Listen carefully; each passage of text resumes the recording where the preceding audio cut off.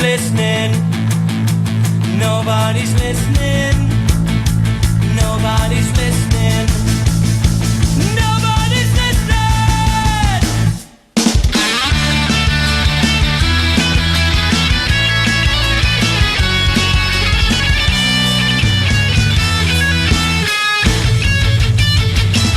I'm all alone, and nobody's listening.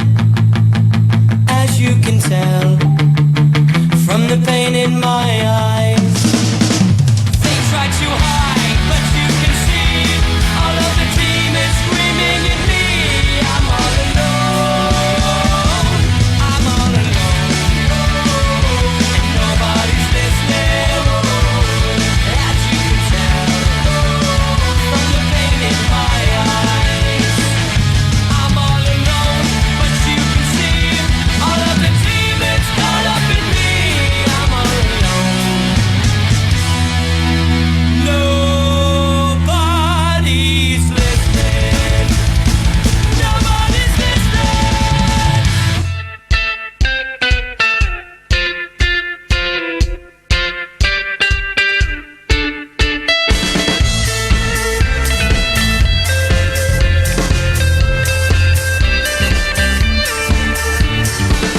Living life for tomorrow. You'll never find a drop of freedom there. You're waiting out for the next time, waiting there for all the history.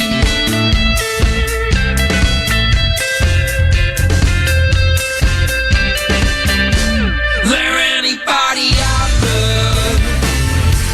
There anybody out there? There anybody out there? There anybody out there?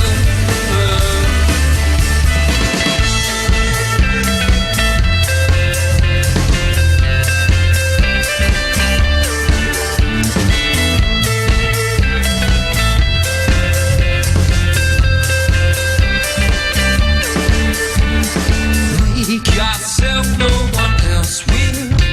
A strand of grass or a ripe field. The words you speak are your future. So treat your lives like a treasury.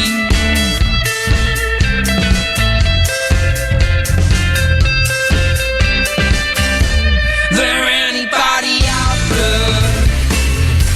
There anybody out there? There anybody out there? There anybody out there? There anybody out there? There anybody out there?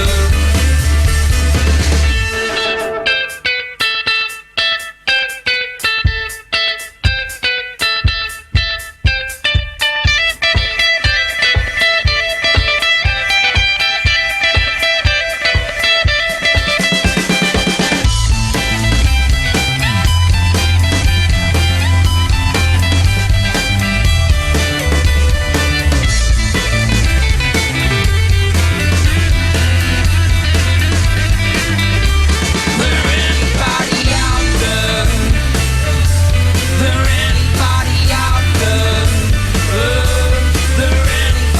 out there? There anybody out there?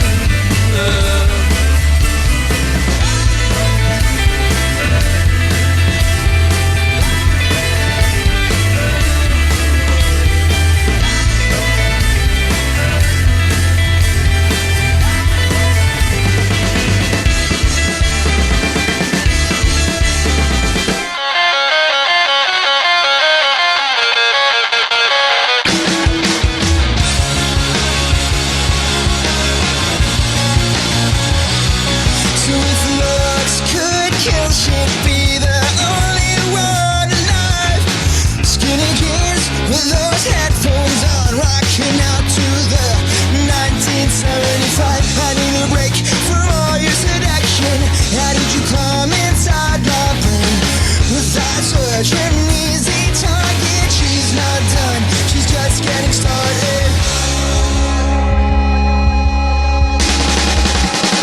Can you see that I'm into you? Ain't got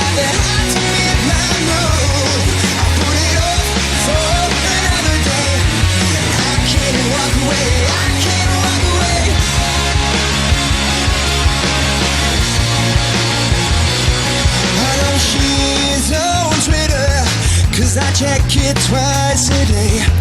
Desperately searching for that status update that gives her feelings away. I need a walk to clear my head. I keep checking my phone instead. It's not a sign of a little bit of interest. No plug rock pinned on Pinterest. Can you see that I'm into you?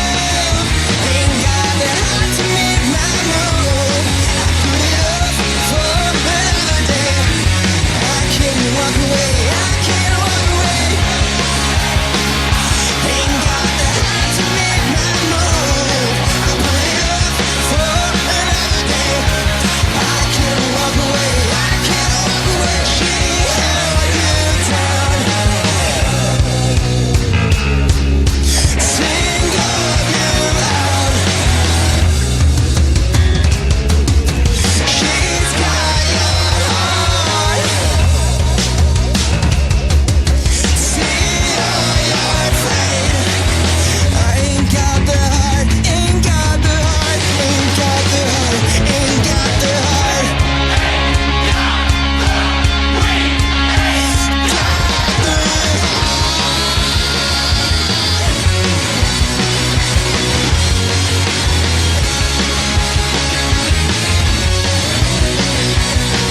Can you see that I'm into you? Ain't got the heart to make my move. I put it up for another day. I can't walk away. I can't walk away. I ain't got the heart.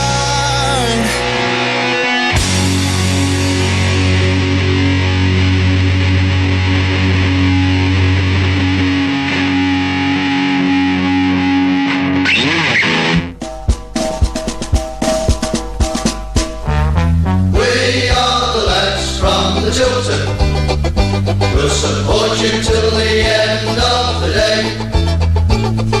We're so happy following the blues. We love you, what more can we say? Birmingham City, down at St Andrews, we are all supporters of our team. The chanted Super Blues, ringing all around. Now all you blue boys know what we mean. We are the lads from the Tilton. We'll support you till the end of the day. We're so happy following the blues. We love you, what more can we say? Let's hear you in the car, singing our song, helping and sharing the load. It's worth the pointed roll when we sing together, there at the end of the road. Welcome to Monday night's Tilton Talk Show.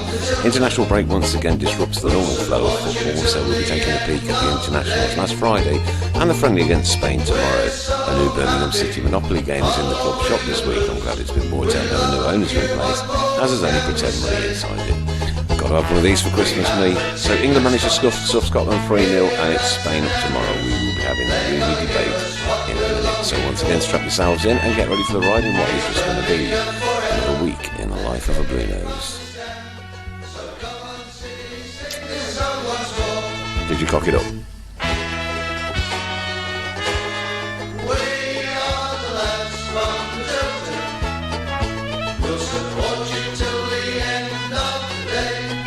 Special guest in the studio tonight with his own fan club is the one and only Mr. Chris Pugh.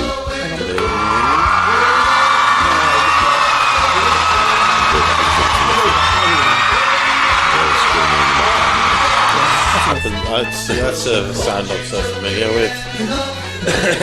Right, the Appreciation Society, how many is it up to now? I don't know. You're all in charge of that. Well, it was 2 last time. I'd say. But we'll have a look shortly. Yeah. Great to see an old face, not an old face, but an old friendly face back in the studio again tonight with us. It's the one and only Villa supporter, Mr. GA. How do you do? More than just a Villa supporter, a league winner supporter. A league winner supporter with who? my team, Birmingham Brummies, we won the league this year. Oh, right, okay. Again. All right, okay. I'd like to introduce you to the football show. Welcome, GA. Okay, so no football to talk about this week then, so it's going to be a different kind of Tilton Talk show tonight, because no game to sort of look back on. Let's do firstly then the England-Scotland game on Friday. Okay. I must admit, I went to the pub to watch it and ended up playing a game on my phone for probably about 60% of the match. Right, okay. That's how It much. happens. That's how much it meant. Yeah, I mean, look, 3-0. You beat Scotland 3-0. It's a qualifying game, and I suppose that's all well and good. But, Yeah. the excitement levels weren't quite there, were they? I don't know. I don't see how they can't be when it's England Scotland. If Blues were playing Villa, and Blues beat Villa 3-0 at St Andrews, put in an okay performance, not outstanding, not breathtaking, but not terrible by any means, and beat our local rivals 3-0, would anybody be moaning about it afterwards? No, not against them, but So that's the international rivalry. Well, The international rivalry is England Scotland, and we want to beat Scotland as much as Blues fans want to beat Villa. So why don't I get inspired to go like I used to back in the day? I don't know. I can't answer that. I can't answer why. You're ranting at me. But but there's it's a nationwide thing. I don't think it's just you. It is a nationwide thing, and there is a serious lack of time and patience for the international team. And they haven't helped themselves with the last few tournaments, which have been terrible, and the performances have been terrible in international tournaments. But the performance against Scotland was okay. It didn't have to be breathtaking. It didn't have to be incredible. But we created the chances. Yes, Scotland had chances as well, but they didn't take them. And when we had our chances, we took them.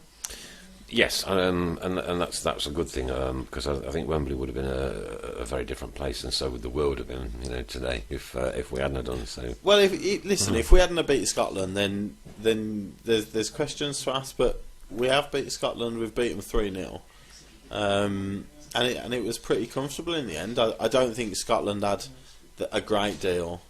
Obviously they're not a footballing powerhouse or anything like that, but to beat your rivals 3-0 in international football, and then for people still to be upset and still have things to complain and moan about is, I just don't understand it personally. I don't know why we can't accept a 3-0 win over our rivals in a qualifying competition, which, by the way, we're top of still. We are, yeah, we are. We're top of the league, and I suppose that's something that we do have to be grateful for at this stage in the competition, certainly. And the pressure's kind of off us a little bit now. Yeah. Sturridge on 25, good goal. Yeah. Well, all three of them were headers, so obviously we possibly exploited a weakness of Scotland's there in defence, and we've managed to get three headed goals, but it doesn't matter how they come. I don't know why there's a. It seems like everybody wants England to suddenly be, Brazil of 1982 and things like that. Like we've got this God-given right to be perfect in every way, and unless we win 6-0 against everybody, then people are going to be disappointed. But then what we're not doing in the Premier League is bringing our homegrown talent through, are we? Well, and that's absolutely evident. The players are playing for English clubs, aren't they? You say they're not bringing them through. Right, a lot of clubs have got a lot of foreign players in, which obviously takes up an English player, which takes them out of the spotlight. But I think we've had this debate before. Lots of times. I'd much rather have 2 or 3. Well, in Tottenham's case, 5 or 6 very good English players in that side amongst good foreign players than have a team of 11 English players who aren't that good because they've got no experience of playing with foreign players. See both sides of it. We look back to the 70s and we didn't qualify for 74 or 78. Right. And now we're here, with top of the qualifying group again. We're beating people 3-0. And we've got good players playing for us, and we seem to be. Dennis wants to know if you're in a bad mood tonight. I'm in a cracking mood. Absolutely wonderful, man. Why don't I get excited? Overpriced players all joining together and not having the team spirit and pride like a club team that comes to mind. Yeah, I see that point. I very don't much. see that. Well, I don't see. so we're going to fall out so But, much. but, aren't we? but, but I think no. I think it is just me though. But I don't see the England group. You know, the England squad. I don't see when they come together that they're not united and that they don't want to play for England. I don't see that at all. Yeah. Some more thoughts coming through. Remember, Nick, you're live. Please do not swear. I'll try not to. If we could check out this appreciation society, because somebody thinks it's up to 3 at the moment. 3, wow, that is getting. England qualified gloriously for Euros. I missed that now. He's moved it again. Oh, I'll get him. Qualified gloriously for the Euros, but it means note if you can't compete in the real tournaments when it actually absolutely, counts. yeah, absolutely, 100%. Great call right. by Kevin Kelly there. But all you can do in the qualifying campaign is qualifying, and you know you don't win a tournament by qualifying for it. So you have to qualify for that tournament, and that's what we're doing. And you also don't. It's then up to you know. But this is where people's apathy has come in with the national side. Is that once we do get to tournaments, they're like, well, the Euros was terrible, the last World Cup was terrible, the Euros before that wasn't great. You know, so I can understand what he's saying there in the sense that it has been a long time since we've put in any sort of decent performance in a tournament. Racism, very patriotic, but always been a club man rather than a country man. Country football interests me not one jot. Rather watch the England cricket or rugby teams. A lot more fight in those teams. Oh. I don't see a lack of fight in the football team. I don't see a lack of passion or a lack of wanting to win in the England football side. I don't see that other people say. And a good call here from Shane Kujek. I think at the end of the day, it was Scotland, and if Spain get the same chances as the Scots, it would be a different outcome. It might well be. They yeah. did. They did. It might well be. Terribly, but it wasn't Spain. It was Scotland on the day. Yes. Go on. Yeah, just like to say the difference between, you was mentioning the English cricket team, and you can say the same about the English rugby team, is that the rugby team is the focus of the sport. The cricket team, the England team, is the focus of the sport. That's not true in football, is it? Club team No, is because the first thing I see, GA, is, and this is one of my pet hates, if I was to rant tonight, this would be my rant. Go on then, go ahead. It's watching footballers arrive at a football station with headphones on. What a disgrace, what a disgrace. I've got to listen to my music. Oh, give it a rest. You've got to play a game of football, for God's sake. Get a grip. Get your headphones off. But do no other sportsmen wear headphones?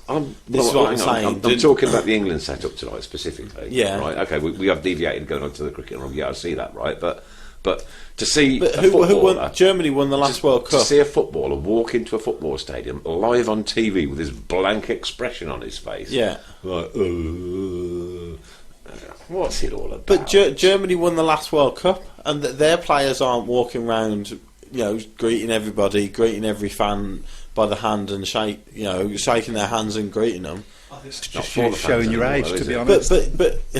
But it's everybody has this opinion of the English players, but they're no different to every other player, all the other players that are successul. I'll chuck it in out there tournaments. then and hope to get some reaction on the. There's on the Facebook feed. There's no more egotistical and confident footballer than Cristiano, and he won the Euros. Footballers turning up with headphones on, yes or no? People, answer the question. It's your call. But what do you want them to do? Huh? Do you want footballers to get off the coach and shake every supporter's hand there Every and say supporter's thanks hand, for no, coming, but thanks for coming, thanks for coming? What used to happen in the olden days before we had headphones? What happened in the olden days? The footballers, right? I've been to Wembley Stadium, yeah, and credit to David Beckham, he was the only one when the football coach turned up to wave out of the window. The rest were just glued, heads forward, with headphones on. Okay, I'm going back a little bit of a while, right? Okay. But Beckham took his headphones off, or whether he got them on or not, I don't know. But he waved, and he was waving to the supporters and the coach. For God's sake, get involved a little bit more. That doesn't guarantee performance. It or doesn't. success, It doesn't. does But when a football supporter is standing there with one of his heroes in front of him as a child, and they're waving and screaming the guy's name, and I can't even bother to take his pair of headphones off. Headphones, yes or no, people? Yes or no? Yes or no? No for me. Headphones for you, Chris Brown? Oh, he's got his on. I don't think you give monkeys what they were on. Surely it doesn't matter whether they wear their what they wear in their luggols. If they win the match, they can wear elephant's ears for all I care. No to headphones, ignorant gits. Sam Marsh, thank you very much. Andrew Cave, no.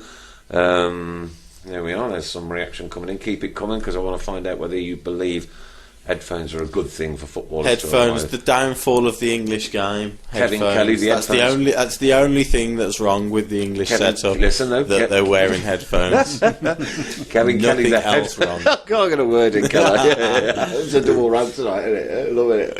The headphones come from the sports psychologist who preach a practice of disassociation from the occasion to help manage the stress of the event. Stress of the event, you're playing for your country in front of the world. Yeah, and you know that even when you win 3-0, you're going to get blasted by all and sundry. Shane Cusick says they're all listening to replays of the Tilton Talk shows. Yeah, probably. Good one, Good one. Good call, mate, good call. Mark Hopkins is a no, so the overwhelming majority seem to be no.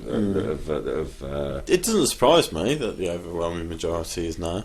Do you turn up to Tilton Talk show with a pair of headphones on? I don't know. No. I don't know. So there's no stress here then? No.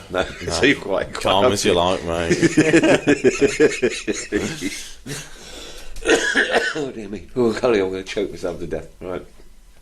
Maybe that's just me. I don't know. Maybe I just see a blank expression on a guy's face who's privileged to be able to play for his country. Yeah. And to walk in without acknowledging either the cameras or any of the supporters there. Nah, to me, not good. Chris, are you doing a Chris Kamara? Mr. Brown? Yeah, Mr. Brown with his headphones on. Oh, not listening. Are you doing a Chris Kamara on with your headphones like that one? Son. That was Stuart McDonald, nice one. I've actually got time to go to the toilet this week. He does look like a Chris Kamara kind of thing. There's a double up going on here. Have you got cameras on both of you now? No, just me, just the good looking one. Just the good looking one. Right, okay. So overall, look, yes, a good win, 3 points. I can't deny that. I can't take it away. Of course you can't. No, I can't. But a kind of inept, kind of boring England performance again. But hey ho, we'll see. Okay. Right. Okay. We got Spain tomorrow. It's going to be a different kettle of fish because it's a friendly, so there's no pressure on to actually physically win the game. Yeah. Albeit you're at Wembley.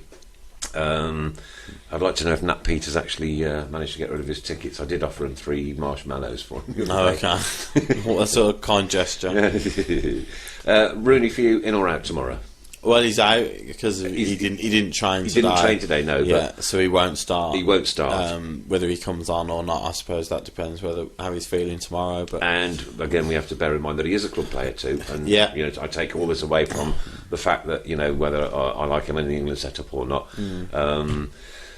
If he's got a little tweak, then it's probably best that he probably doesn't play in a friendly. Yeah, exactly. We've had our qualifier. We've got the 3 points that we needed. Who have we got next in that?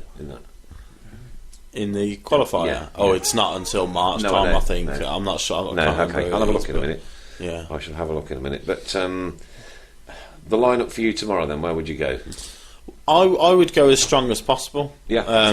Because it's Spain. Obviously, there is going to be the club versus country issue again, where club managers won't want their players playing another 90 minutes.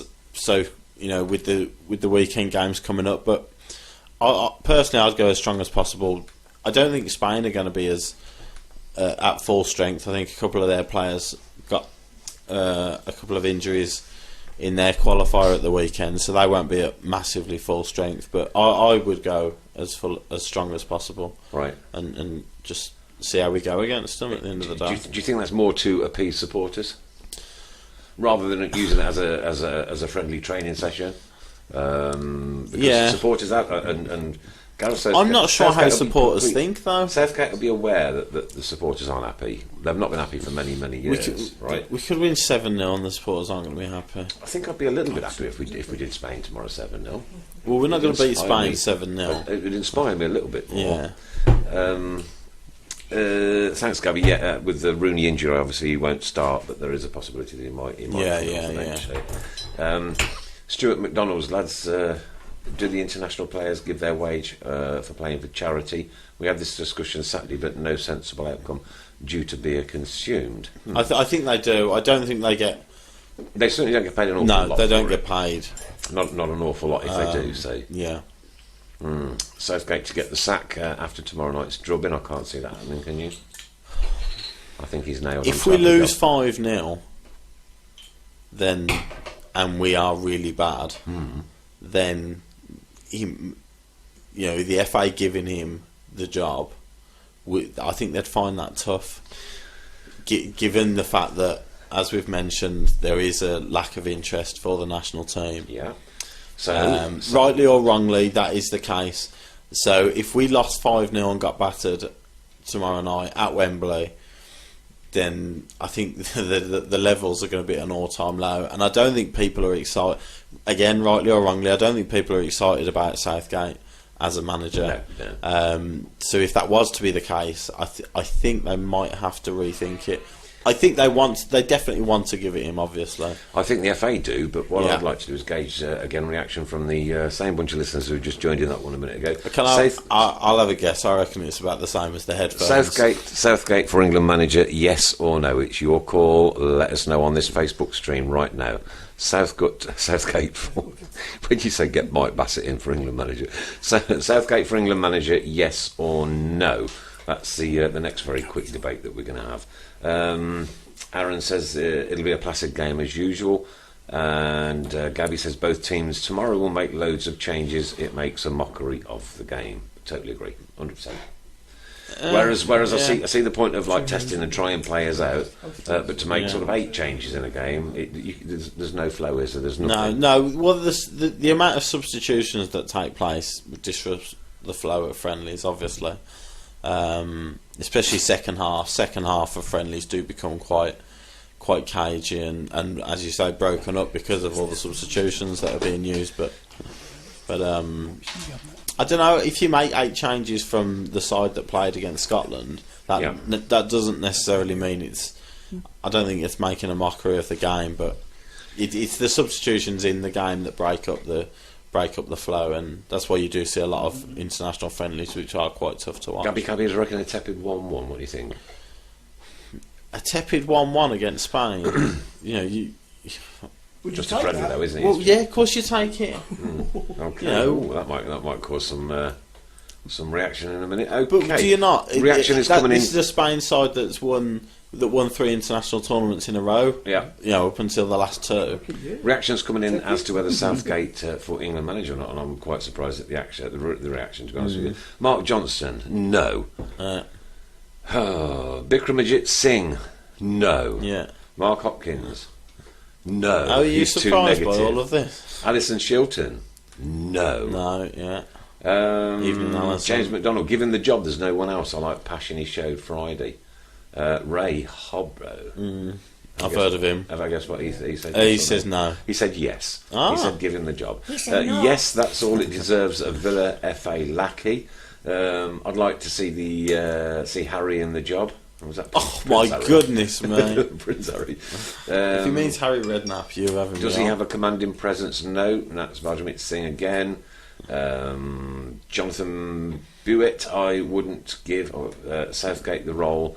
Need a more experienced manager like Redknapp and Dennis Bohemia. That's 2 people that want a man who hasn't been a manager of anybody for at least 3 years now, in his nearly his 70s, who for the last 6 months has been having accusations thrown against him, and for the last 20 years has been accusations thrown against him. After the Allardyce saga, you want to give the press a chance to have a go at Redknapp. They're not going to get burnt again, are they? My They're not goodness. going to get burnt again.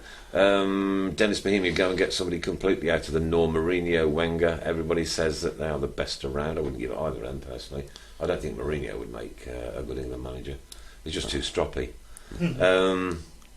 Gabby Cabby, would I have Southgate? Not for me. Ray Hobbit, I can't see them getting rid of Southgate and going for a manager that already is employment. Yeah, that's the trouble. Mr. Bruce is available, so I'm led to believe. So that would be funny, wouldn't it? That would be hilarious. That would make my season, I think. Redknapp would be no good without money. Yeah, where's he getting the money from? Very witty. So the overriding sort of sentiments are no at the moment, then, with just a couple of years. But then again, that doesn't surprise me. It doesn't surprise me that people aren't inspired by Redknapp. It's the character he comes across as. Mm-hmm. He does come across. He did it as a player. He comes across as a run of the mill FA man. And I'm not surprised that people see him as a yes man and the likes, but. Okay. His job. He had 4 games. He's won 2 of them and drew the toughest of the lot. And let's see how he goes tomorrow. If we don't get battered 5-0 and are terrible, then a few more coming in. Then Redknapp would be no good with that money. We've had that one. Give it Big Alan Shearer. Steve Bruce is the man. Alan Shearer, that's a good point. Maybe we should give it to the man who had 3 months football experience and sent Newcastle down. Okay. Yeah, what a good idea that is. I'm loving this tonight. Dennis Pahemia told the FA to hire Chris Pugh. Yes. Well, I think we need this every time we get the Chris Pugh Appreciation Society. Get the boost. Every time someone's got a nice word for you, mate, get me those on. Vic Rummagit Singh again. I think Harry is overrated, and the FA wouldn't touch him. I think the FA wouldn't touch him with a barge pole. That's why they gave Hodgson the job ahead of him. Yeah, and Stuart McDonald says depends whether England get to the World Cup finals. If they do, give him the job. But I could not care at the moment if they get there or not. It's not exactly great football to watch, and we know they will not go all the way and do a 66. But we've never done a that's the whole point. That's the whole point of it. That's the whole point of it being a 66 is that it's only ever happened once. Yes. And of course, we didn't do so well in the 90s when it was back on our patch again, did we? So, well, like I said, for the 70s, we failed to qualify for 2 tournaments in the 70s. Chris Pugh as manager and Stella Artois as his assistant. I love your sense of humour, Lovelace. I love it. Mark Hopkins says the England managerial appointments are a joke. Surely the appointment had to be English. We should never be allowed to appoint a foreign manager. What's the difference between the manager to the players? Is that a that's a tough one. Interesting. Because we don't have managers who have only had something to do with Blues. I know we've got one now, but I don't know. That's a tough one. I'm not sure about that. Well, if Wenger will come in, who's that man in his 60s? Who's the man now though? Who's the in vogue managers now? Pochettino at Spurs and Klopp at Liverpool. Yeah. If the FA suddenly went out and got a Klopp, do you think people would be annoyed? Saying, I think everybody in Liverpool can't have a German. I think everybody in Liverpool. Well, yeah. But people won't be saying we can't have a German in charge. That'll excite England. Yeah. That'll excite England fans, and he's a foreign coach. Dennis is saying Bournemouth manager Eddie Howe. Well, I said Eddie Howe straight after the Euros, but I'm happy to see him carry on his development, at Bournemouth, and I'm sure it won't be long until he's somewhere bigger than, with no disrespect to Bournemouth, but somewhere a bigger club than Bournemouth. Aidan Ward's putting himself corrected. Doesn't matter what the manager we have in, the players simply aren't good enough. Simple. So we do well before the tournaments, but just don't perform. And the Alan Shearer was a joke, by the way. Oh, I'm glad it was a joke. Right, a lot of our English managers don't get the big gigs now, says Vic Midget. Well, that is a problem. The fact how many foreign managers have we got in the Premier League? If someone was to come in for Klopp, say Barcelona come in for Klopp, would Liverpool go for Eddie Howe, or would they go for Laurent Blanc, the former PSG manager, or someone like going for Eddie Howe? But that's the point. Yeah. It needs. Everton's a pretty big club. And their last 2 appointments have been Roberto Martinez and Ronald Koeman. They could have gone for Eddie Howe, or someone of that ilk. But it needs a club to go for an Eddie Howe. so that he's got that experience of expectation, managing with expectation, which I don't think he's had yet at Bournemouth. So. I think Ray's justifying himself here by saying there is also debate that Southgate to progress natural progression from the under-21s would be to England manager. Yeah, absolutely. I see that point. I see that point, but I don't know. But surely that backs up a lot of people's, wishes and requests that you get a bit of continuity within the England setup, and that you don't just keep hiring and firing managers every 2 years. So if Southgate's been with these young players for a long time, with the England under-21s, and now he's got the chance to manage them at the full level.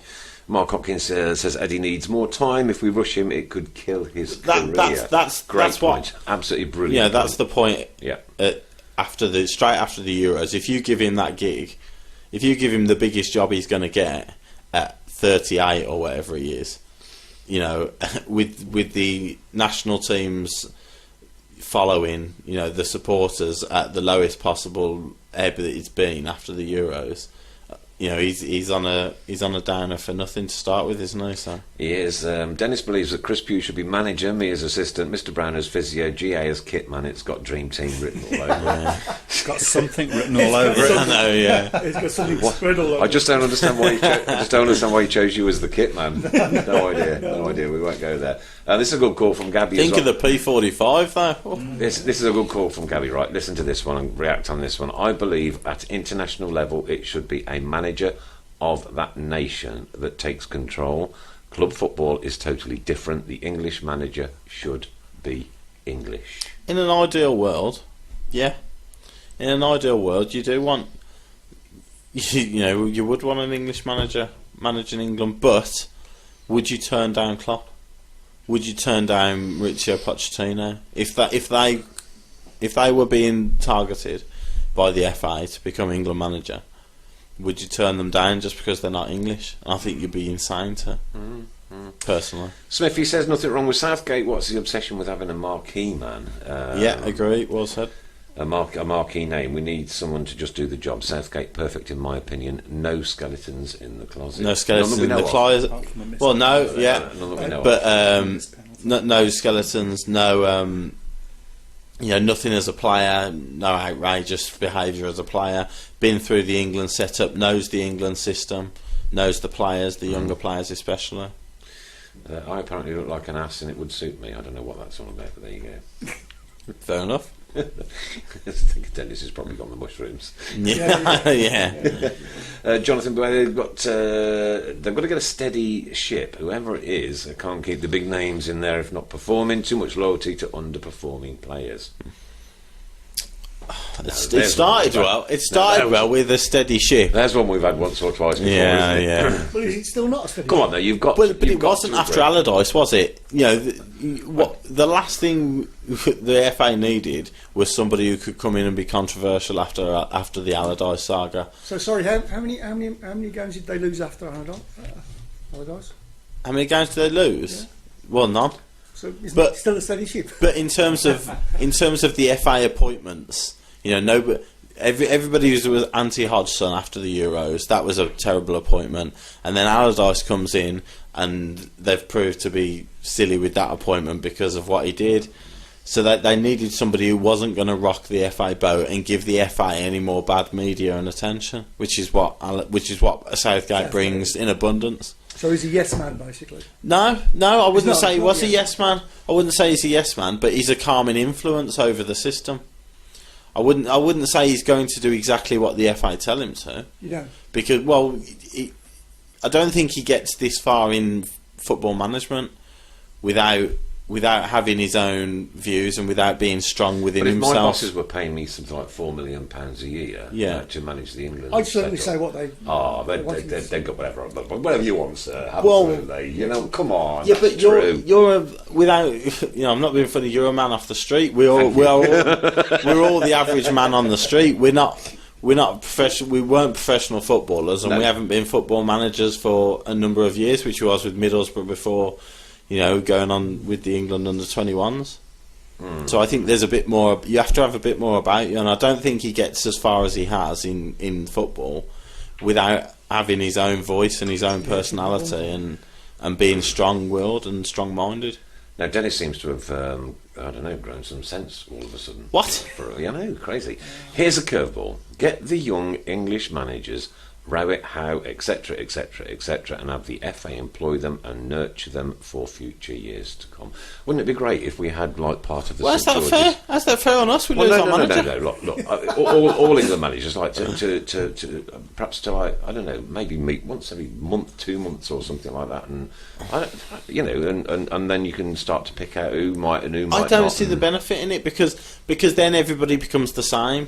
I think everybody becomes the same sort of manager then. Right. Whereas if you just let these managers, if you just let Eddie Howe get on with it, get on with his job, get on with the job he's got to do at Bournemouth, then he becomes a different kind of manager to what Rowett will become with what he's got to deal with at Blues. So if you bring everybody together and tell them this is what we want from an England manager, nothing worse, then everybody becomes the same. Nothing worse than a club being told your manager's just been touted for the England job, right? Because of the disruption that it's going to cause your own absolutely. club. So for any job, especially England. So then, do you think then there should be a natural progression through the FA and through the England setup? What, like Southgate has done? This is what I'm saying. So exactly. So that's going to be the next progression, the next progression, exactly. the next progression. Let's see who gets the under-21 job. So I think A.D. Boothroyd's got it, hasn't he now? So are we saying then that the England under-21s manager would automatically make that step? Not up? Automatically, Right. but if they're doing a good job, and the England manager's position becomes available, I think you should look at it. Certainly, if Rowett lost his job tomorrow, then the assistant manager would become in charge, wouldn't he, for a game? Caretaker manager or whatever you like. And if he does a good job, then he keeps the job. If he doesn't, then you look for another manager. Yeah, good point here again by Smithy. Thankless task being England manager, especially when the pathetic national press we have. Well, that's another point. I think they were heavily critical of the Scotland game. I think they were heavily critical of the Slovenia game, in which we drew 0-0. Do you think then the press influences me on my thoughts over the I think so. I think if you watch it and you don't particularly enjoy what you're watching, and then you pick up the paper on... I'm not saying nobody's got their own voice. Let's not just keep it to the paper. Let's say it's the paper, the TVs, and TV, radio, everything. Yeah. I'm not saying people haven't got their own opinion and their own voice, but if they're watching it and they don't like... People will bring in Rooney again, because I think this is a good point about the Rooney thing.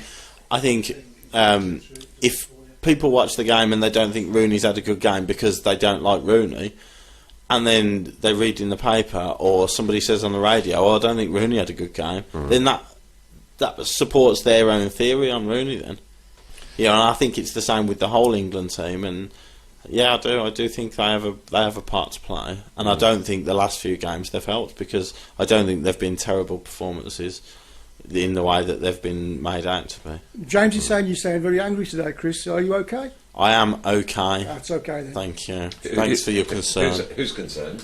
James McDonald. Yeah. He's very concerned. Yeah, well, it's okay, James. Tell James he is quite welcome to join the Chris Pugh Appreciators Society anytime he likes. I'm sure he's already in it. I'm sure he is.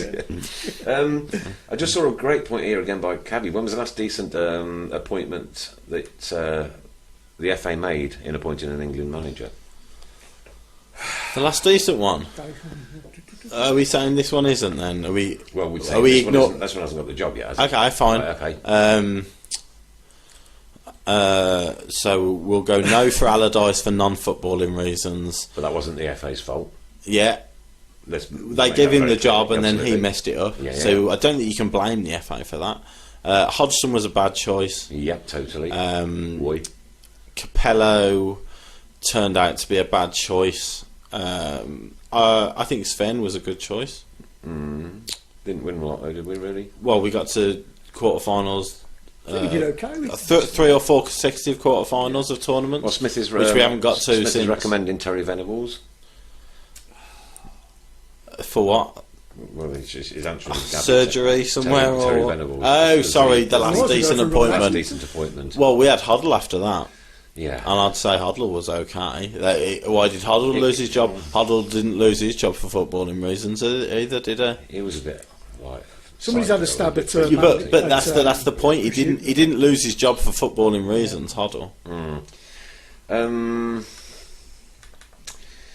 Dennis says, create a product. I wish this wouldn't just keep disappearing. Create a product that the FA employ them full time. We don't put enough into creating the environment for managers to progress. Look at the knowledge these managers have that can the only thing give to the English game. The thing I'll say about to back up the progression through the system as well.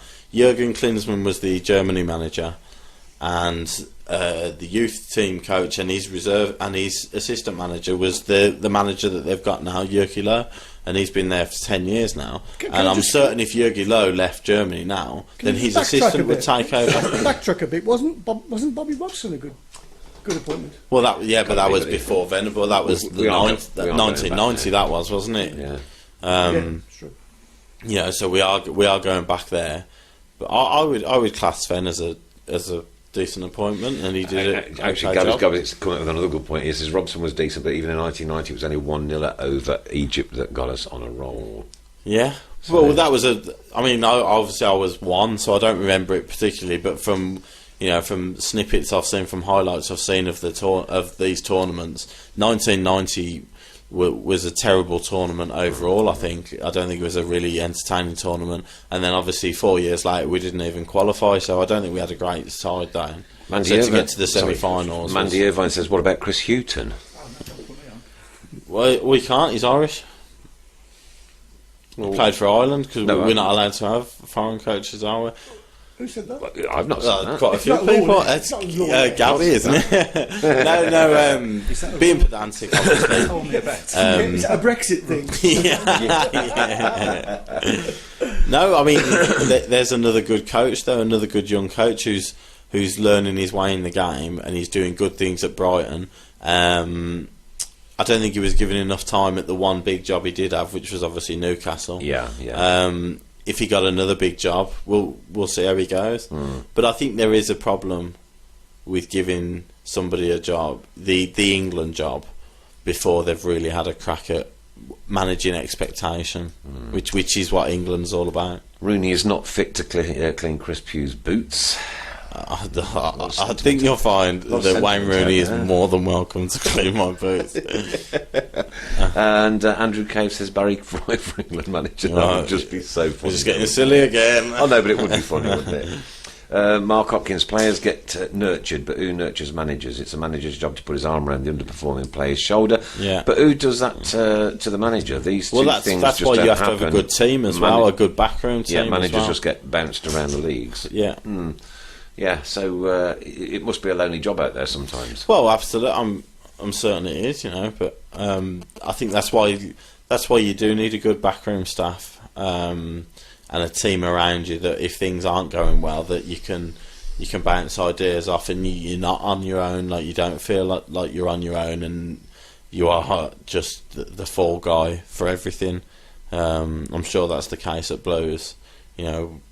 Not that we have had terrible times under Rowett, but when a couple of results haven't gone our way, I'm sure that it's a team effort.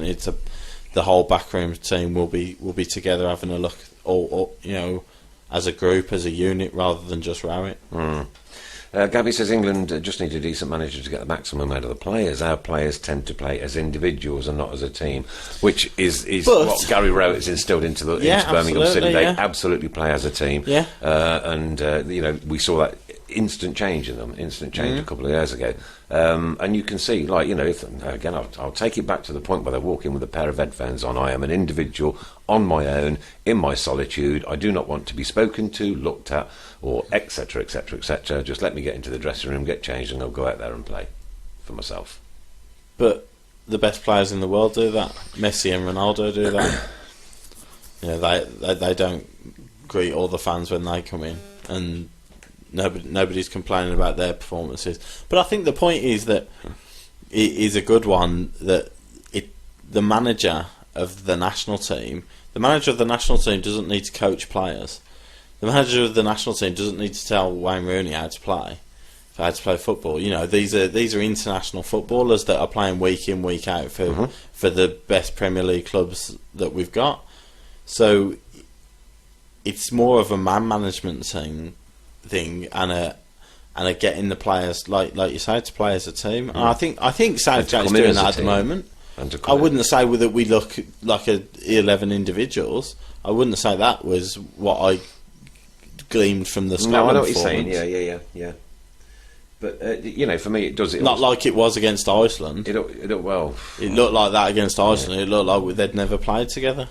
You know, I go back to like you know, that players coming in with headphones on. Like I say, it just seems to be that they just want to be closed off. Like I get the impression you don't like players wearing headphones. I don't like players wearing headphones. I think it. And if I was a football manager, if I was England football manager, one of the first thing I would say is, you don't wear headphones from the second we leave the hotel to the second we get back. If you want to put them on after that, it's entirely up to you.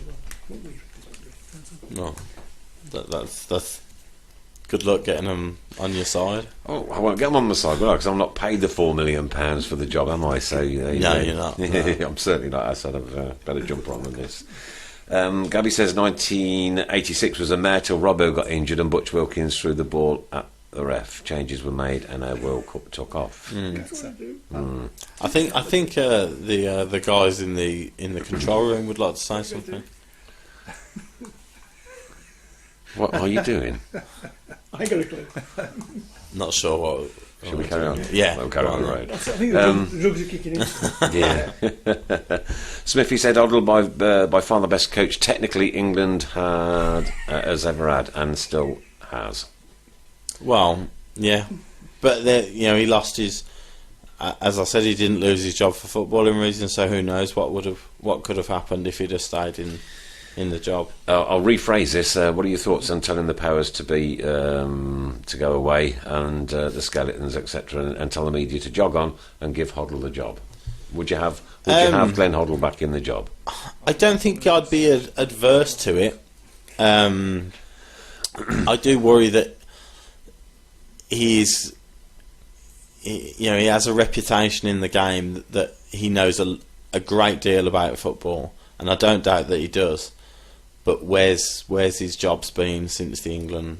That would be my worry. That he's although he's done a lot of punditry for television, and I would worry that his lack of involvement actually in the game for the last 10 years is quite alarming. I think it would be very brave to give him such a massive job after doing nothing. Good call from Smithy. I like this one. This is going to cause a stir. Tell me any other profession where an employee gets paid more than their manager, and there lies the problem. But again, well, they don't for the England manager. They don't get paid more than the England manager, do they? The England manager will get paid more than the England players. But I know what he's saying. Yes, yeah. But then again, who has just been given the biggest contract? Now because Cristiano's was renewed. Who was given the biggest contract ever this week? Go on. Gareth Bale. Gareth Bale was given the biggest contract that anybody's ever had until Cristiano got his new one last week. And you can't tell me that Bale doesn't show passion and commitment for club and country. No. So it's all about the individual. I don't think you can just throw the money argument in there. I don't think that. Did you watch the Wales game? I did not see the whole of the Wales game. I was just wondering if Bale came in with headphones on. That was all. Probably. Yeah. I know he does for Real Madrid. So when I've gone to see Real Madrid, he does it. Cristiano does it. Jez McDonough say managers and players have no passion for the game anymore. Stop talking. You can't read it out. I'm not going to allow you to read it out. You're not reading it out. Everybody's entitled to an opinion. No, as long as they're getting paid, they don't care about us fans. So shut the show down. We're going home. We're going home. I don't agree. Shut the show down. Shut the show down. We'll be back after Christmas. When everybody's calmed down, we'll be back. Oh dear. Right, Mark Johnson. Now I want to pick. This was one thing that I was going to pick up. Right, professional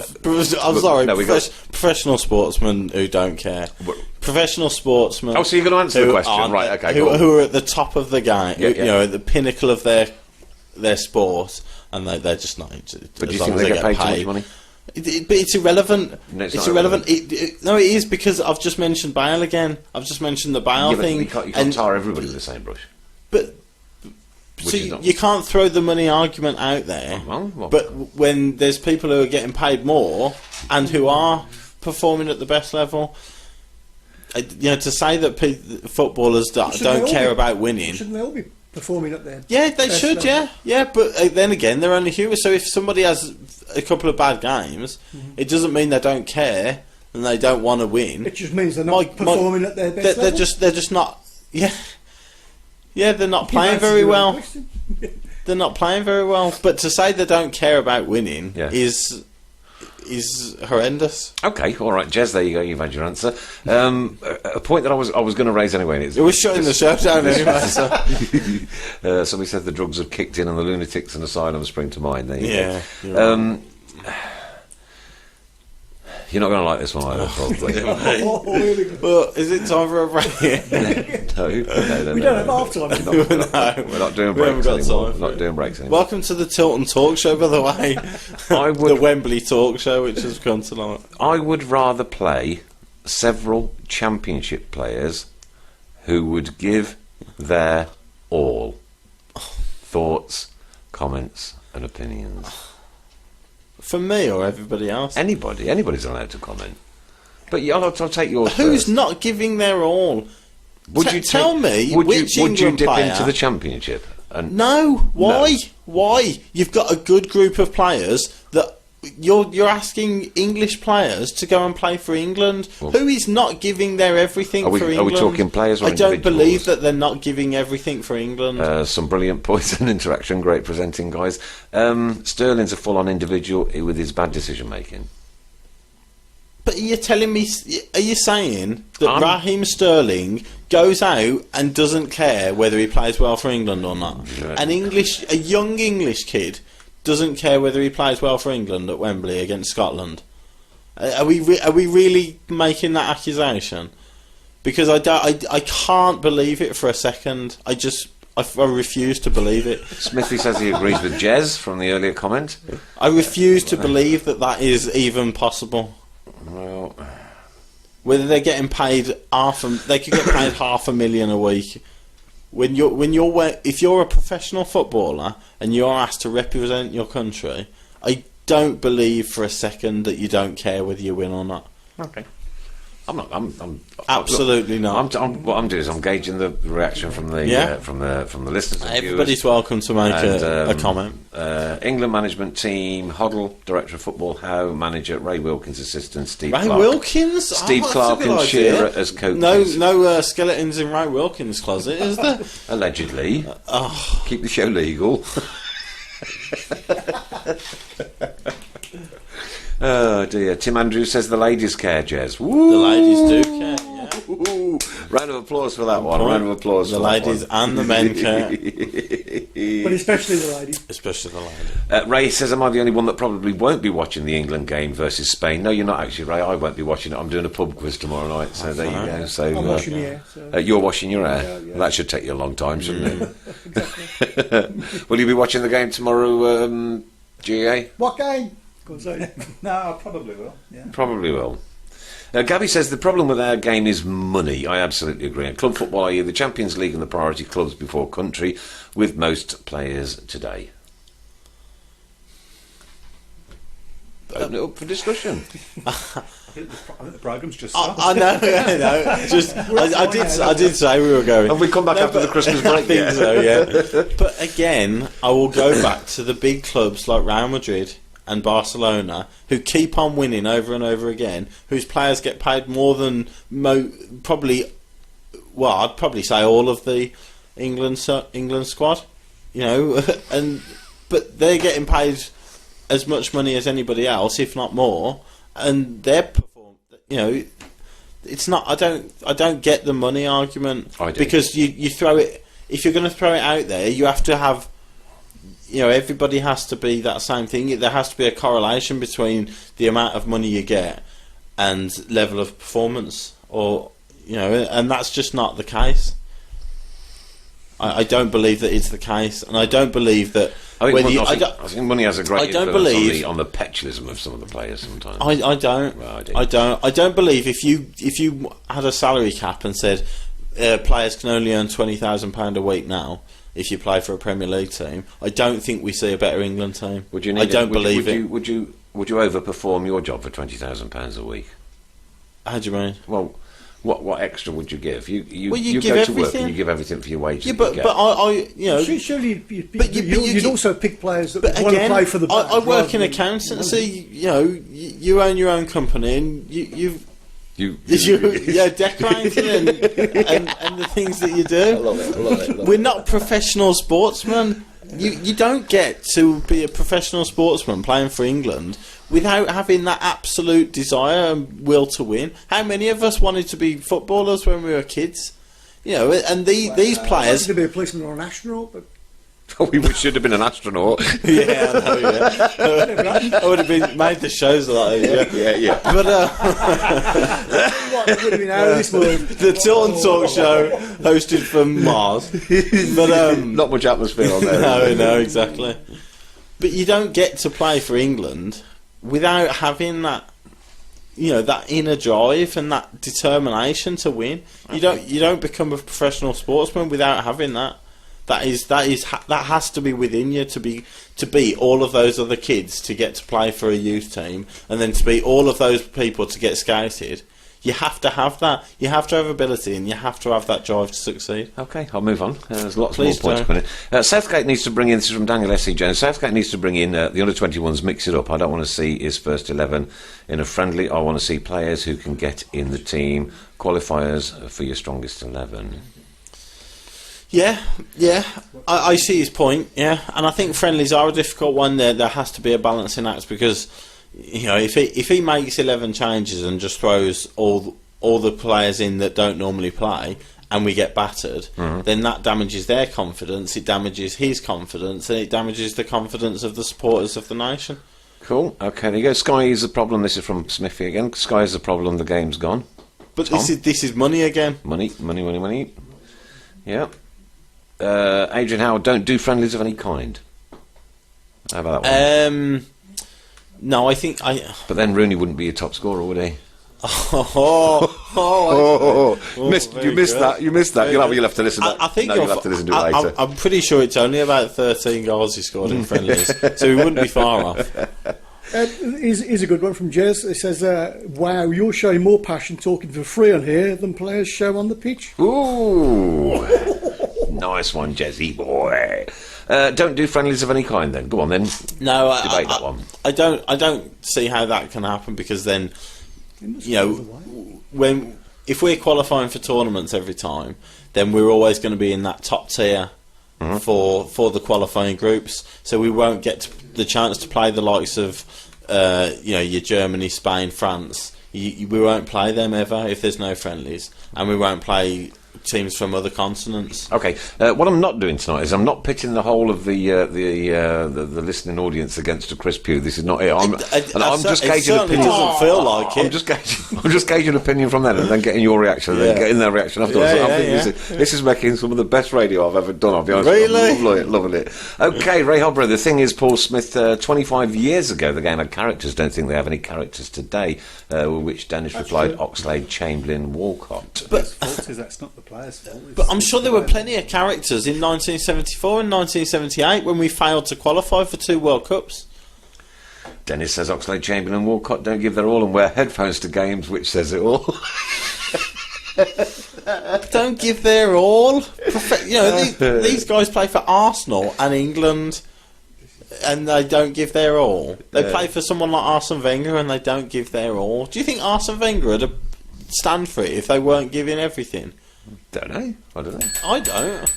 Have you noticed that all the goodies are through there now, through the other window? I know, we don't get access to anything nowadays. I just Fine by me.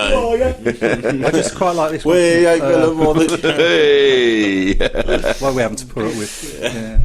No other country has a football structure like our country. That is why passion is the priority of all supporters in this country. It is a common fact that with our club, if the Blues try and lose, you will always see an appreciation from the fans.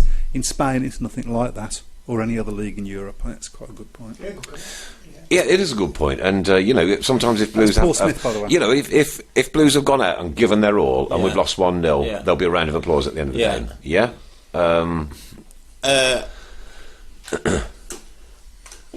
that's a tough one.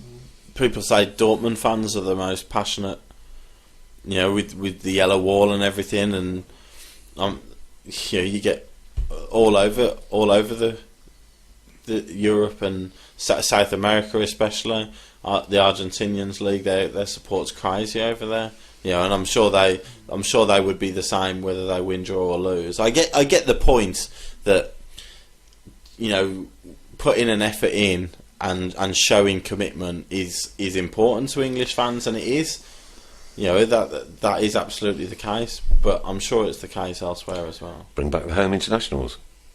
What's the point? Whoa, what's the point? I think I'll tell you what the point is, shall I? Because I used to damn well look forward to them, mate. It was the best games that I ever went to. There was that much passion involved in the England-Wales, England-Scotland games, England-Ireland games. What did it mean? What did it mean? What did we win?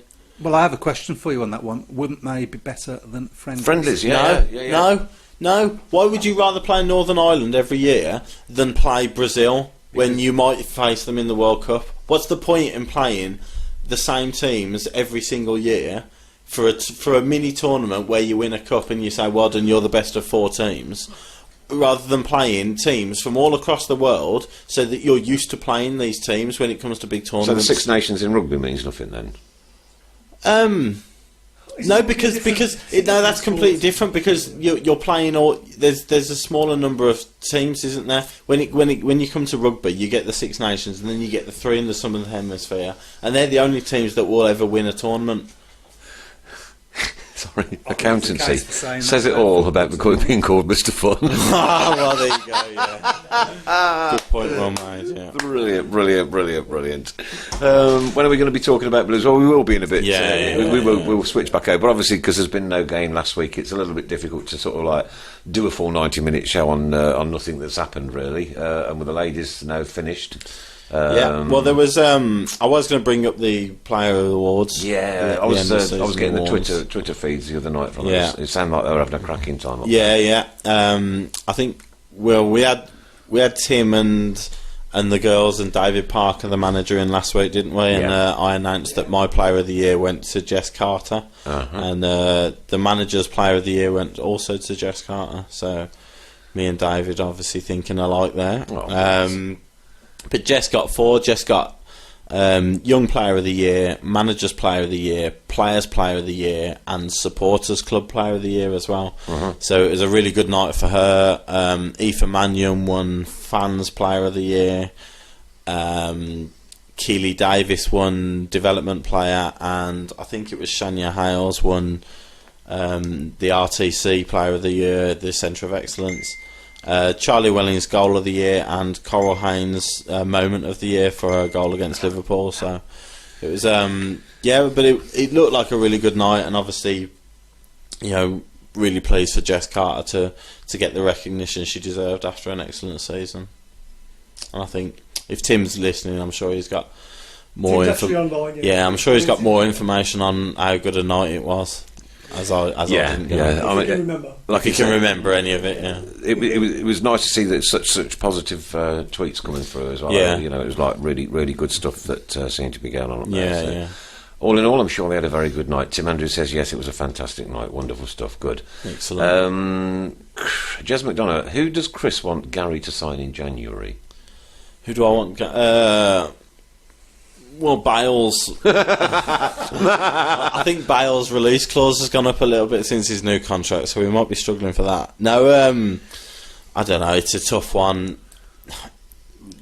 There's still a month and a half to go, so you don't know what situation we're going to be in a month and a half. We could have gone unbeaten and be in the playoffs, and we could have not won and be lingering in 15th, and that changes what you want in January. Then, doesn't it? You've always got to take into consideration any injuries, suspensions, and the likes, and what. Okay, so let's assume that we're kind of in the same position that we are just now. Outside the playoffs. No injuries, on the verge. Who would you like to sign? Left back cover, I think, is important. Absolutely. Now that Wiggins isn't going to be there, if you can get a striker, I know we've got a lot now.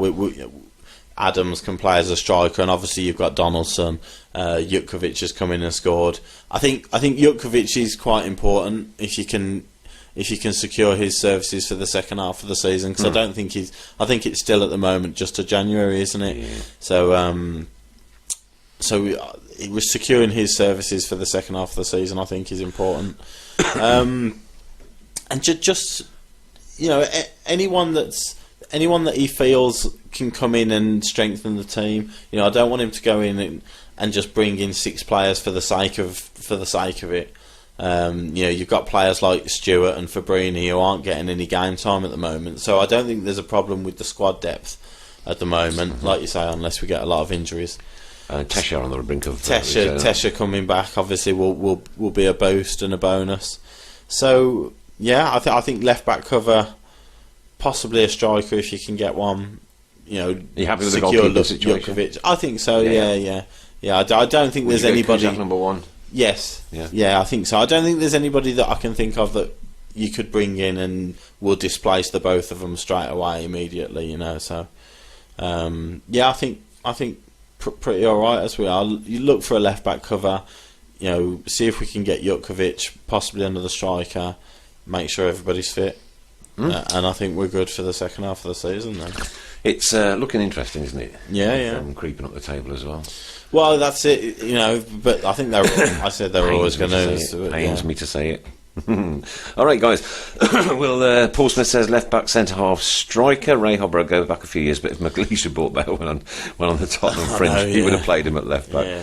Oh dear. That's another good point. Centre back as well, because should Shotton or Morrison get injured, you're looking at Robinson centre back, or maybe move Spectre into the centre back position. So I think centre back's a good shout, actually. See if you can get cover there. Okay.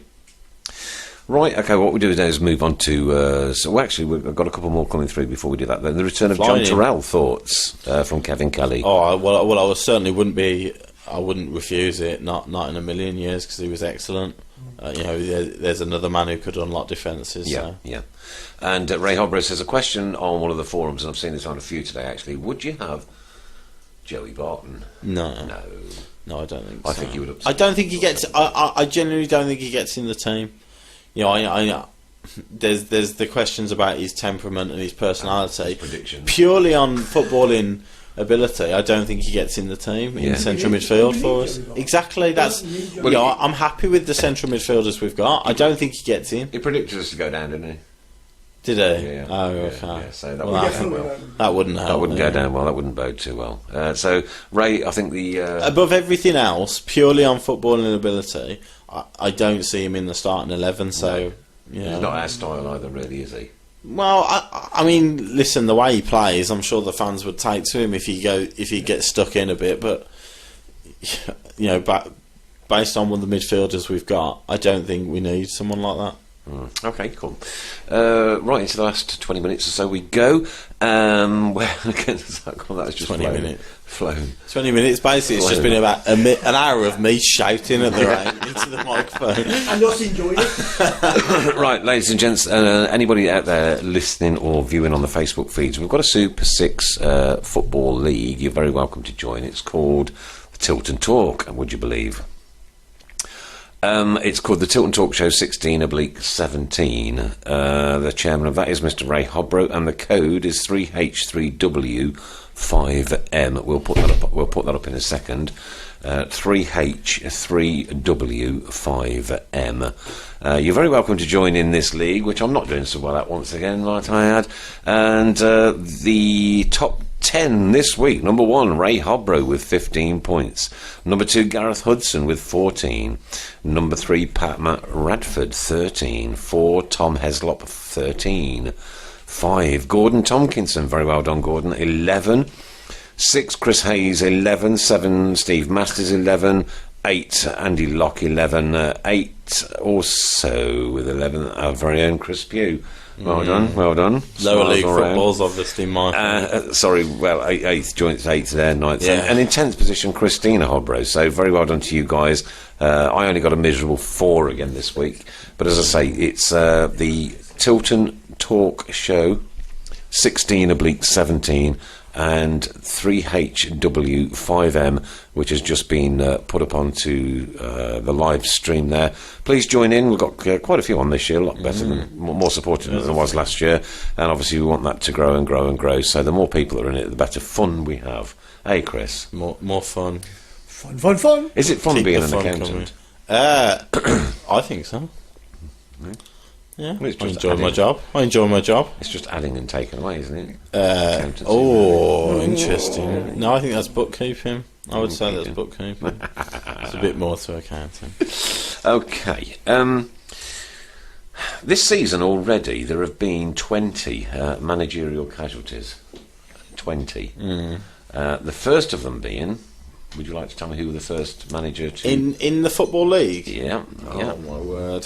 Out of all the divisions. Just Football League, not Premiership. Yes, Premiership as well. Premier League as well. Premier League. Who was the first manager casualty of 2016-17?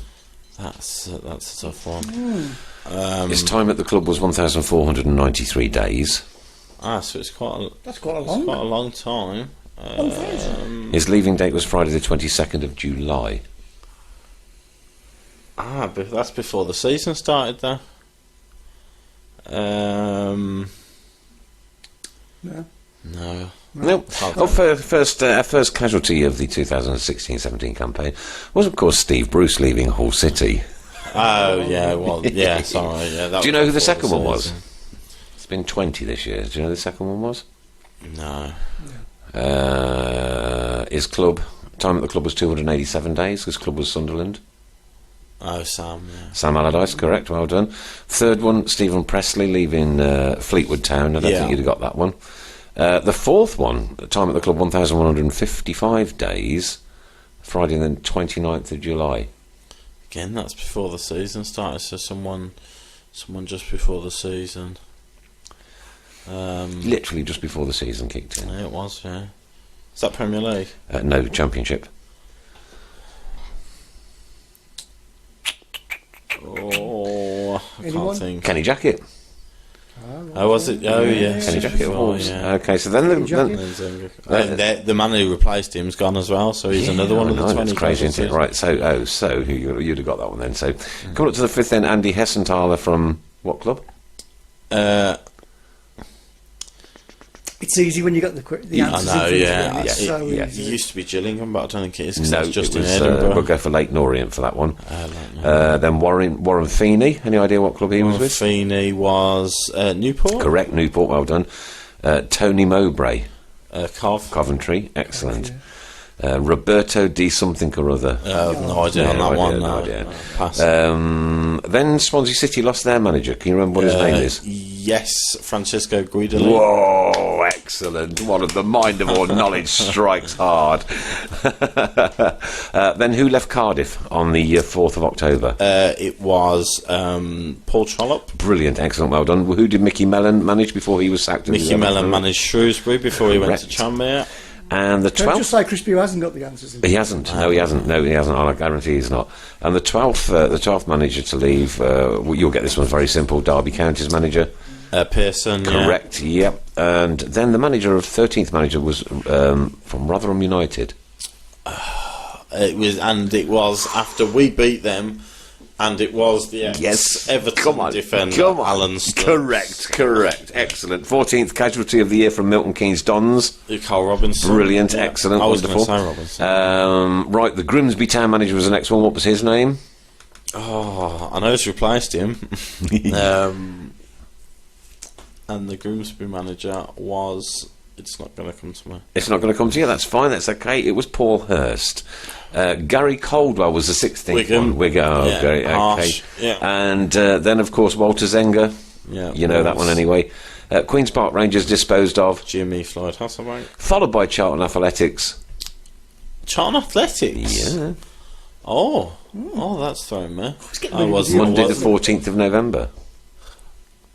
As in today? As in Monday the 14th of November. That's harsh. It's if harsh. Today. It's harsh because not only has there been one, there's been two today. Today? yeah. Oh my word! I had no idea. So Russell Charlton's Slade. manager was Russell Slade's been it? sacked today, yeah, and leaving Mansfield Town today, Adam Murray. Oh, So that's know 20 that. managers so far this year. Nice little competition. I think you did very well in that, Thank Mr. you. Pugh. We had a little bit of fun there. Do you see how I can introduce fun?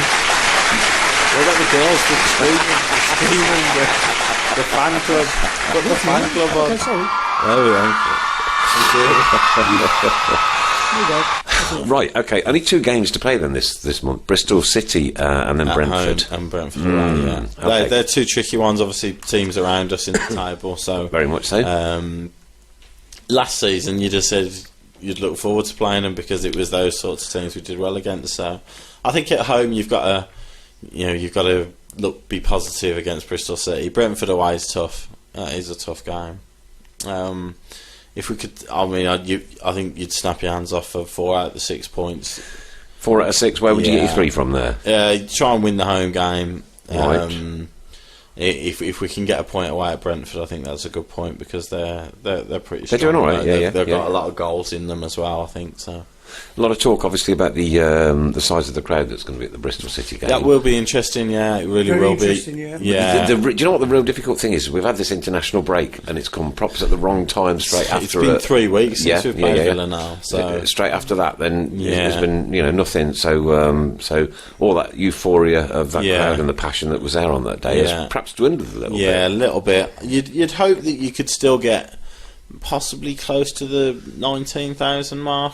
I mean, that's still a significant rise on what we've been getting this season. I think. Yeah, and So if you could get that, then I think you take that, and obviously the better we're doing, the more people are going to come in. well, Smith is saying Blues to win 2-1 against Bristol City and to lose 2-0 against Brentford. So he's saying just 3 out of the Yeah. 6 points there. Yeah, Um, I think He's changed that to Blues to win again. Oh, he's changed. He's changed. Yes. Oh, Is that allowed? I can't 2-0 remember. to Is that Blues. allowed? 2-0 to Blues. So he's going for all 6 points then. okay. Okay. Smith is saying 22,000. Dennis is reckoning 15. I think 15 22 is high. 22 is 22 high. Harsh. 22's high and 15's harsh. I think you should go halfway. I think between 17 them. and a half, 18. Yeah, I think you might not be Yeah. far off with that. And Jez wants to know who you think is the next manager that's going to go. That's They give you a tough time tonight, haven't they, these guys? They all want his opinion. Moyes is still tough. I think Moyes' job's still Sunderland. tough at Sunderland, especially the longer Allardyce stays out of a job. Because I think the Sunderland fans would have Allardyce back there in a Do in a you jiffy. think Allardyce should be allowed to come back? Well, that's a different question. He's got an investigation going on by the police at the moment, isn't he? I think it is. Well, I'm not sure There if were it is that one. Yeah, there were 2 investigations, there? and they've dropped one, I think, and then Right, they're still looking into So, into other allegations. but I think Sunderland fans would have him back. So I think it is a tough job still for Moyes. Where else are we looking? I don't know why Adrian's saying Holloway next to go. I mean, he's only just taken the QPR job over Well, today. yeah, exactly. But you see what Holloway's done there. It's that sort of he madcap loves the Blues that league, much you know. that he wanted to settle all their fans down. He said, "Right, I'll go and take that Queen's Park Rangers job." There's no way they're talking to Gary. You know what I mean? Yeah, that's a good point. James Brown, 21,049 3-1 Blues. Adrian saying a 2-2 draw. And of course, all we care about is BCFC. And Chris Pure's, and Dennis says Chris Pure will be sacked next. Oh, I didn't see that one. I missed that one. Oh, good shout. I missed that one. Shout, I missed that one. Dicing with death. For certain. There's also an under-23 Senior Cup half-time score. Why, Blues won, Highgate won. Is that on? That's on now, isn't it? Yes, Right yes, now. yeah. I think England under And 23s. the scorer was Stora. Archibald, no. Archibald. 40 minutes, sorry. Who scored? Jack Storer. Storer. Yeah. Oh, right, 40 okay, minutes, cool. Yeah, there you go. Sorry, I didn't hear you there, buddy. 1-1. Nice one. Okay, keep us up to date. Half about time, Chris, France under 21 won, England under 21s won. and the scores in that one, do we know? Duncan Watmore scored for England, the Sunderland player. And Moussa Dembele for France, the Celtic player. Wonderful. Half-season hospitality packages are available at St Andrews now for 2016-17 season, the rest of them. And reading from the Blues website, it says, enjoy our award-winning hospitality as Gareth and his Blues side look to push forward towards a playoff place in the Sky Bet Championship with one of our half-season hospitality packages. Starting from the match against Brentford on Monday the 2nd of January, you can enjoy our award-winning hospitality experience at every remaining game, choosing from a selection of packages, whether it's the most exclusive suite, the Boardroom Club, a more lively experience in the Jasper Carrot Suite, or a more private experience in your very own executive box. The second half of the season features 2 A-grade and 6 B-grade matches, with the visits of Leeds, Nottingham Forest, Newcastle, Derby and Burton still to come. This fantastic offer provides the best value and is not to be missed. Should we reach the playoffs, your half-season hospitality package will include a guaranteed seat for the home semi-final leg, as well as a ticket for the final. You will also benefit from a discounted renewal for a full season ticket in the event of promotion. That sounds like a good deal. Mm-hmm. I mean, I can't take it up because I work, but that sounds like a good deal. To view the full selection of hospitality packages, either click here, which is on the website, or contact our commercial team on 01217720101 option 3, or email commercial@bcfc.com. It is very popular as well. I think the commercial, the executive section of Blows, it very rarely gets bad press. I think it is a really good thing that they're doing there at the moment. So they're giving good service in the hospitality bit. Yeah. So it is. I wish I could take it up. I'll be honest with you. But the only thing is, I like to be at the Tilton now. You know what I mean? Yeah, that's the difference. It is. It's not. Yeah, but it's good. It's good if you're a company, for example. And if you can get that, and then you entertain your clients that way. So. Right, going back to the reaction on the wall again, when do you think Story will get a chance again, boys? I know he got injured kicking a wall. Do you think Gary will make him play in the second string for a while? That's from James Brown. I do. Obviously, he's playing for the under-23s now. If he's scoring goals, then he attracts the attention of the manager. Definitely, I think that's the best way for him to get back into the manager's ideas to play these games and to score and to show goals, improve his fitness and his desire, etc., etc. To keep scoring goals. I don't think the way he played against the Wolves, I don't think there's any question in his desire and passion to play for Blues. So. No, but you've got to control that. Exactly, it's the control that. Oh yeah, but I think it's the goals. If he's scoring goals, then it'll attract the attention. Okay, grand. Dennis asking, what does Mr. Fun think of Donald Trump? Come on, it's a football show, for goodness sake. Oh, does he not play for us then? No, I don't think we've signed him yet. I wouldn't bid for him in January anyway. I think we'd wait till the summer and see what. Is it for England manager or what? Well, you know why? We're going to put him in defence. You know why? Because he's going to build a wall. So he says. Adrian says, Jack the Biscuit live in the changing room bar on Saturday. Luke Round live in the Happy Abode pre-match also. So if you want to go to either of those are always nice events to go to. Who's that? Sorry, beg your pardon? Luke Round, cracking guitar player. Okay, so he's got the thumbs up from Chris. That will be live in the Happy Abode pre-match, and also Jack the Biscuit live in the changing room bar at the back of the Tilton. That's on Saturday. Get into those. As I say, they're very comfortable bars as well, aren't they? Nice. Yeah. Well, I haven't been in the Happy Abode one. Have you not? But obviously the changing room bars are a really nice area. Yeah. Right, okay. Where's the time gone? Hoping that people... I've no idea. It's absolutely flown by. Leslie Hindley says, hoping that people really make a push every weekend and make St Andrews the cauldron of noise it used to be, and like it was in the Derby, up the Blues, keep right on. Well, if we can get half of what we got, half the kind of atmosphere we got against Villa, then it's better than anything we've had this season. Now, I don't know how old Lezer is. Yeah. Right, but a cauldron of noise at St Andrews was the cauldron of noise that me and Brownie would remember. Yeah. Believe me, it was 4 times what it was at the Villa match. But I don't think you'll get it like that again, because that's modern day football now. But we've had our moments, obviously, with the Carling Cup semi-final against West Ham and the quarter-final against Villa and other Villa matches as well. But like I say, if you can generate half the atmosphere we got against Villa for the rest of the home games this season, then I think you're still done better than we've had for a good 2-3 years. So that's a sign of how. Well, is it a sign of how bad we've been or how good it was against Villa? I'm not quite sure. Maybe somewhere in between. But. And I do sentiment the Adrian L comment about bringing back stand-in. I would love it so much. Yeah. So much proper, you know. You know, I don't think it'll It's be never- long, you know. I don't think think it'll be I long don't- before somebody But gives it'll be it a go. sterile. It'll be but sterile then, as standing. soon as somebody as soon as something happens, it's gone again. Yeah. Probably forever. Right, okay, at the Villa game, yeah, there was a gentleman next to me Yeah. who got rather excited when Blue scored. Yeah. And he had fallen over the seats. Yeah. And was in the row behind me, and three of us had to pick him out. Yeah. He was still smiling, bless him. Yeah. Right, okay. That's all well and good until... Could have been a nasty injury. Somebody could have Exactly. trod on him, etc., etc., Exactly. etc. But I actually genuinely blame the seats for that. The seats were I obstacles think in the way. yeah, I think the injury could have been a whole lot. You know, wouldn't have been any different if there would have been no seats. I think Yeah. it would have been. It'd have got Possibly, injured, yeah. but, you know. But And I At think the- with at the po- standing, at the with point- standing as well, you tend to fall on people rather than you're falling on. They're not people, they're cushions, Chris. Yeah, you're falling onto objects, aren't you? Yeah. You know what I mean? but I can't as remember soon in as my somebody youth gets anybody injured, getting really injured, like because the crowd was in front of them. yeah. I mean, I don't disagree with it as an idea per se. You know, the idea of a safe standing section.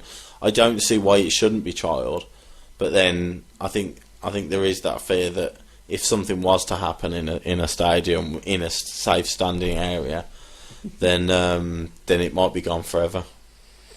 So it'll take somebody brave to give it a go. I think Celtic have already got a section, have they? Well, they're allowed to give it a go. As yeah. of yet, we're, Yeah. not, we're not allowed to give it a go. Are we? But you know, I mean, I'd like to see it given a go, but I think you're right. I don't think it'll be long. No. It won't be long. I don't know. Wish they'd never taken it away. Mm. You know, it weren't like they've got like the big steps in between the when seats. 96 people die, you can't do nothing about it, can you? Which is the reality. I know what you're saying, and that was an absolute tragedy, obviously. But Yeah. I don't blame standing up football for that specifically. No, not- You know, there were lots of factors that came and But something had to change at that point. Hillsborough wasn't the first. No, and, I know. you know, it wasn't the first incident like that. You know, where there were, Blues had them, didn't they? Crushes and things like that. So Yeah. Andrew Cade can remember the days in the Tilton start at the back, finished up near the front. Happy days. Yeah, very, very, very much so. Celtic have managed it without incident so far. Adrian says never say never. And if we could just scroll down a little bit, Chris, please, and then I'll get to that Lesser Hinsley one. That's all right. I'll get it on mine. Okay, it's not a problem. Not a problem. Actually, yeah, okay. Agree, bring back safe standing. I may bring my headphones if it gets too loud. Thanks, Yeah, Mark good Johnson. point, yeah. Well point. And Lesser Hinsley, completely agree. Have to start with around 18,000 if possible. It's just hard seeing B6 dominating the attendance leagues. Sickening in capital letters. but they're always They're going to. not. They're always going to. They're always going to. Away Yeah. support. They are. Oh, the away supporters. I hate to say it, but they're away supporters. It's brilliant. It is. It is. But it's a new thing for them. They haven't been in this situation for a long time, have they? So I think they've sold out. If 2 years down the line and they're still in they've the got lucky though, haven't they? Brighton away on a Friday night. God, I reckon we'd have sold out. We'd have sold 5,000 if we give Blues fans a chance for a weekend in Brighton just before Christmas. Yeah, I think 2 years down the line, another 2 seasons what down the about line, shopping? it'll be a very different story if they're still in the same division. Yeah, he will be. Yeah, I agree. If they're still here in 2 Once or 3 the apathy years, sets in. then there won't be 4,000 away fans Yeah. going every week. Definitely not. Well, we've got us a busy December. If we look at our December fixtures, we've got Barnsley on the 3rd. 6 games in December. They're going to. Well, it's the Christmas time, isn't it? So yeah. Barnsley at home on the 3rd, 3 o'clock kick off for that one. Newcastle away on the 10th. That's one we're desperately trying to get to. Yeah. Is it possibly too late for a Tilton Talk tour bus for that one? Probably too late. We've only known about it since the start of the season. Yeah, it's got the average attendances up, but it's just probably just put it away now. So. Tuesday the 13th of December, Ipswich at home. That's going to be an interesting battle. Yeah. Brighton at home, 17th of December. Let's see if they bring 5,000 to us, shall we? And then, of course, this is the one, Derby away, 27th of December. Are we heading for that one, Chris? Because originally it was going to be the I'm guessing 26th. so, It was originally going to be the 26th, and people couldn't make it because it was Boxing Day. It's really up to our coach. But I think to do Tuesday, it's a 3 o'clock. Christmas riots. It's a 3 o'clock kick-off on the Tuesday. Shall we start planning a Tilton Talk tour bus to the Derby away game? Shall I we? think we should, yeah. Yes, Yeah, vote in the studio. Yes, Yeah, I think we should. and yes. Okay, look out for that one on all social networks. Then we'll try and get that one off. And then Saturday, 31st of December, Barnsley away. Yeah, well, it's Barnsley in the space of 4 weeks, so that's an interesting one. 3rd and 31st. Yeah, but I suppose they've got to come at some point. well, it's, yeah, haven't they? you know, it doesn't make a massive amount of difference, but depending on how that result goes, it's fresh in your memory, isn't it? If one of them gets stuffed, then it's fresh in the memory for the return fixture, which, like you say, is only 3 or 4 weeks later. So I think Dennis is trying to do a poem. Pew pew, Rooney and Kane, show no passion all the same. Show no passion, all wear headphones, lack of fashion. It almost rhymes. It's just not even Don't- there, is don't. it? It doesn't even rhyme. 4 out of 10. 4 out of It's 10. not a poem. 4? You went as high I'm as giving that? it a 4 because he rhymed well. Pew pew, Rooney and Kane was Kane, clever. That passion was all quite- the same. Yeah. Kane and same, so that probably Oh, gets yeah, him to yeah, 4. yeah. And then he's not getting Put some any more than thought that. into it. Yeah, Not a yeah. lot. I see what he's tried to do, Yeah, but yeah. yeah. Put a little bit of thought in it. Probably not. What's really sad is that's the second time he's posted that. Yeah, Oh, really? Think about it. He just wanted it read out. He was desperate. Bikramajit Singh, stadium licence based on an all-seater. Once law is changed, then I'm sure the club will possibly be able to do something. Again, it will never be like it used to be. You know, with small steps and, Oh, and the no, likes. nothing. It'll never be like that It'll be. because of what There'll happened, be a yeah. bar in front of every single person. You'll all have airbags on the bars just in case you jump too high or something. You know what I mean? The world's gone mad. The world's gone mad, Brownie, ain't it, mate? It's crazy. Never got any hassle back in the day. Thoughts on who we hope to draw in the FA Cup on the 3rd of December from Adam Wilkes? That's a good one. That is a good thought. Well, that's coming round quickly. Would you isn't like it? a home tie against? No, I don't think so. No? No. At Villa Park. I'd quite like. I think I'd quite like enjoy a. Mind you, if we're going to Derby away, the FA Cup is like the week after that. Yeah. So if we drew Man United away or something like that, Oh, yeah, of course. we could do that instead of Derby. Should we wait until the And we get draw's tickets been made? quite easily, wouldn't we? Well, it's going to be made on the 3rd of December. That gives us 22 days to organise. 20 odd days. If we pencil Derby in, yeah, see what happens with it's the a draw. ticket availability for that one though. They're going on sale. Derby. Yes. Yeah. Yeah. Apparently there's been a good Les comment. Hinsley, cracking show lads, managed to drown out the missuses moaning and hoovering. Nice one. Leza would do anything to help you out, mate. No problem. Every week, Every week. 7 till 9. Wait, well, hang on. You just cancelled it till after Christmas. Yeah, haven't that's you? true. Yeah. Consider it a service. That's Jez's fault. FA Cup draw, says Ray. A great away day would be West Ham away. Or the London Stadium, yeah. I'm sure there'd be Oh, no no, problems of there, course. would there? Oh, We golly, don't yeah. at all. Oh, Shaking golly, hands with yeah. all the West Ham fans are coming out, wasn't Yeah. it? After winning 3-0. We'll be exchanging scarves. Well, I don't know where the time's gone. Right, okay, so it's Bristol City up next on Saturday. Well, let's look forward to that one. Let's bag 3 points, get them in the bag. Mark Johnson, great show. Thank you ever so much, guys. Adrian says tickets shouldn't be a problem if confirmed registered coach.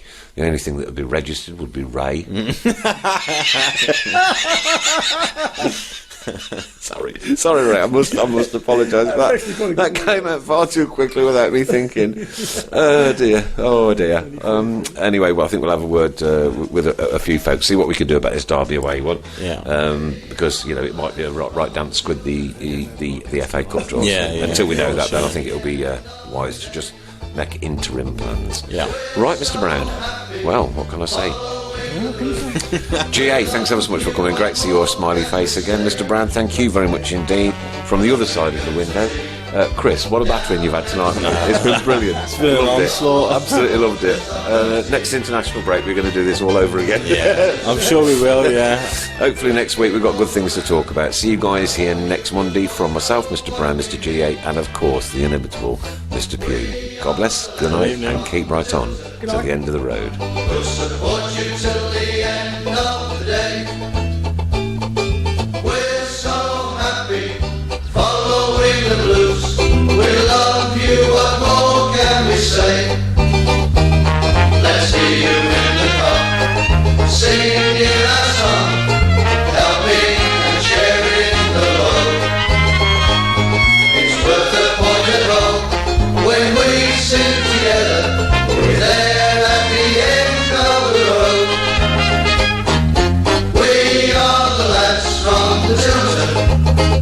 We'll support you till the end of the day.